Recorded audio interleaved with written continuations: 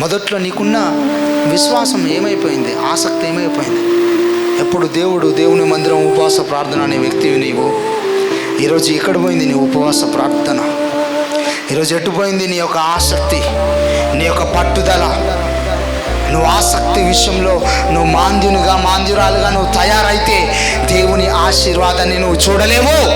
ఆసక్తి విషయంలో మాంద్యులు కాక ఆత్మయందు తీవ్రత. ఈరోజు నీకు దేని యందు తీవ్రత ఉంది? లోకం యందు తీవ్రత ఉంది నీకు. లోకం యందు నీకు నిరీక్షణ. లోకంలో జరుగుతున్న వాటి విషయంలో ఒక తీవ్రత ఉంది. తెలుసుకోవాలి. దేని యందు తీవ్రత ఉంది? బైబిల్ చదివిస్తుంది, ఆత్మ సంబంధమైన సంగతుల యందు నీవు తీవ్రత కలిగి ఉండాలి. నువ్వు తెలుసుకోవాలి. మొదట్లో గొప్ప విశ్వాసిగా ఉన్నావు, మొదట్లో గొప్ప నమ్మకస్తుగా ఉన్నావు. ఈరోజు నువ్వు ఆసక్తి విషయంలో